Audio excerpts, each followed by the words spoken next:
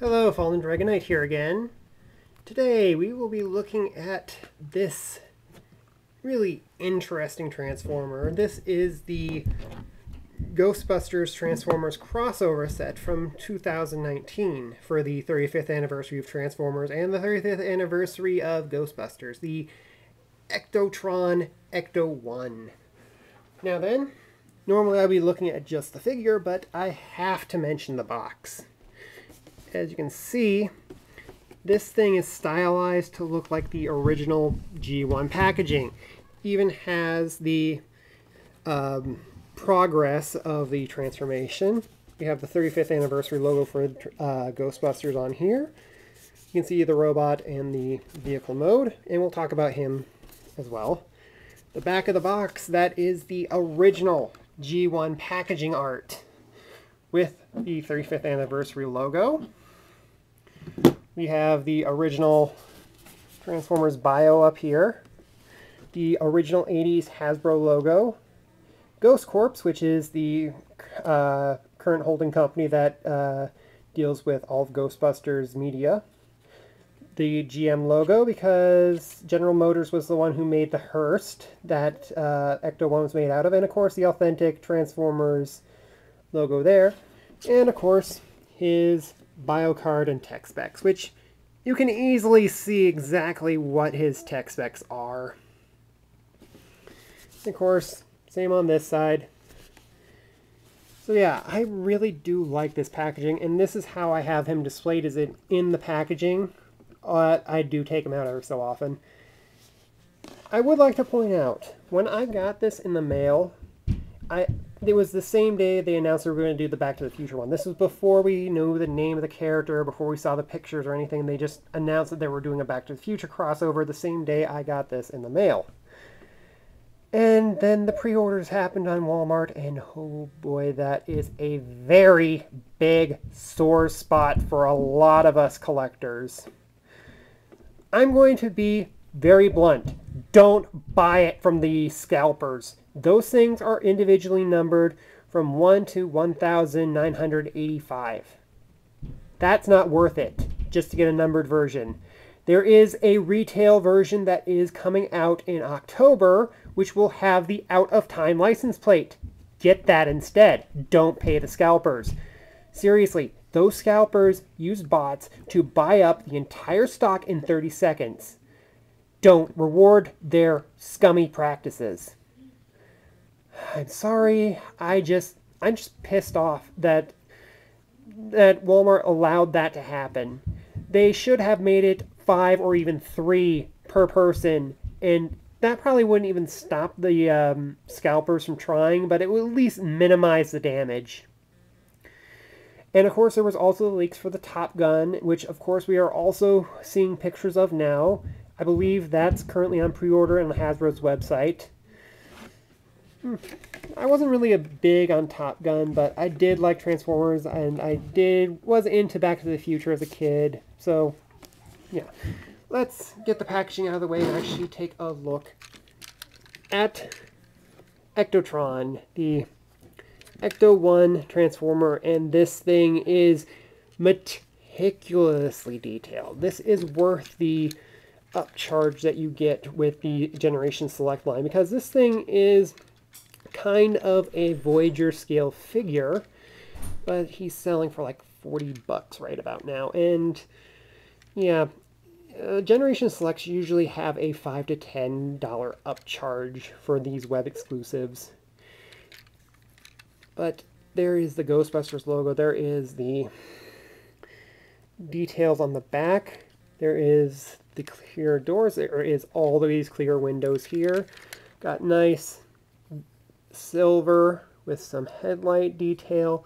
We have the Ecto-1 license plate right there. Sadly, it's not on the back. We also got all the hoses, all the mechanical detail on the top, and it's all completely accurate to the movie vehicle. And of course, as you saw in the package, he comes with a little clear plastic Slimer. Kind of reminds me of all those little clear plastic ghosts that came packaged with the real Ghostbuster toys, which I still have not seen in stores at Walmart. Sorry, Walmart's just really, really crappy at their toy section right now. Anyway, he has this little port on the bottom, which is meant for a flight stand, but there is a spot you can plug him in right there on the Ecto-1, so we can just ride around on the top. Also, you will notice this is not the animated version of Slimer. This is more of the realistic movie version of Slimer. Do like that they included the movie version. Some people may have preferred the animated version, but again, this is based off of a movie, so not the cartoon series. We have to keep that in mind. Transformation's also very interesting, but as you can see, you can kind of already see all the robot mode in the bottom of the carriage. I will also discuss the elephant in the room, but first we gotta unplug this. Gotta pull out this section, which you can obviously tell what that's gonna be. This thing is clear plastic, so I'm going to be a little careful when I'm transforming it, but there is a double joint right here. Gotta start splitting all this apart so we can get all the pieces.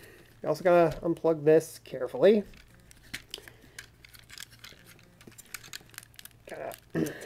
This is the kind of hardest part here, is just loosening this up.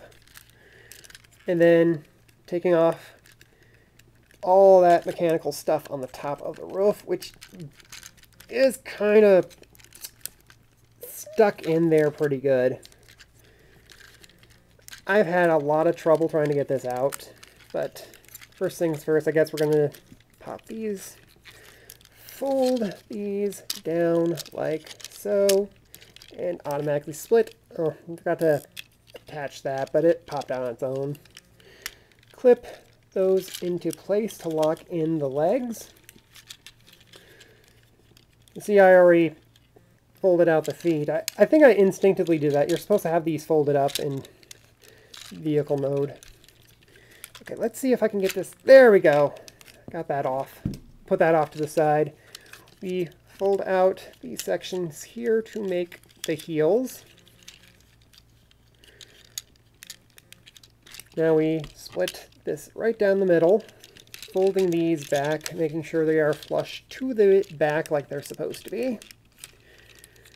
Fold these down and rotate like so.